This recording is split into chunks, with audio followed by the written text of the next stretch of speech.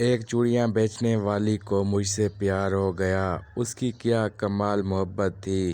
وہ جہاں بھی جاتی وہاں کی مشہور چیز میرے لیے تحفے میں لاتی تھی۔ وہ میری خاطر میرے شہر میں 4 سال تک رہی۔ روزانہ میری منتیں کرتی اور روتی رہتی تھی، کہتی تھی کہ میرے نال شادی کر لے۔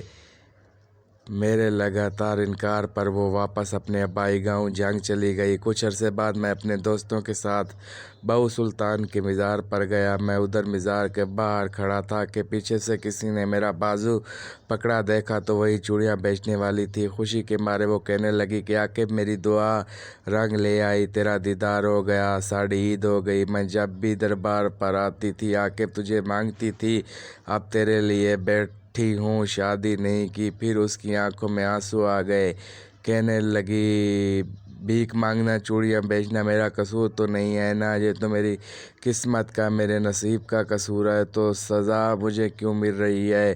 وہ سب کے سامنے میرے گلے لگ کے رونے لگی، کہنے لگی کہ ایک دفعہ میرے ساتھ میرے گھر چلو۔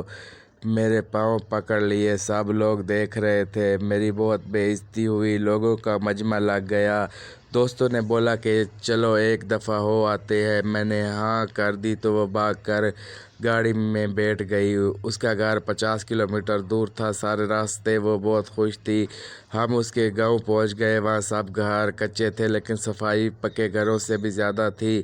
سب لوگ مجھے عجیب نظروں سے دیکھ رہے تھے۔ ہم ان کے گھر پہنچے تو اس کی سب سہیلیاں جمع ہو گئیں۔ پھر اس نے ہمارے لیے مزے کا کھانا بنایا۔ اس کے گھر والوں نے مجھے بتایا کہ یہ لڑکی تو سارا وقت تمہارے نام کی تسبیح کرتی رہتی ہے۔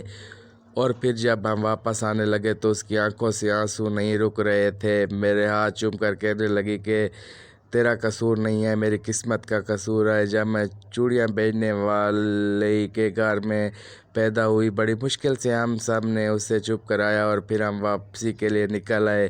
میں کار کے شیشے میں سے دیکھ رہا تھا کہ وہ تب تک دیکھتی رہی جب تک ہماری گاڑی اس کی نظروں سے دور نہیں ہوئی۔ وہ ہماری آخری ملاقات تھی۔ پھر ایک دن میرا اس سے ملنے کو دل کیا تو میں اس کے گاؤں چلا گیا۔ اس کے گھر والوں نے بتایا کہ تمہارے جانے کے بعد وہ بہت بیمار رہنے لگی تھی، کھانا پینا ہنسنا سب چھوڑ گئی تھی اور ایک دن اس کی موت ہو گئی۔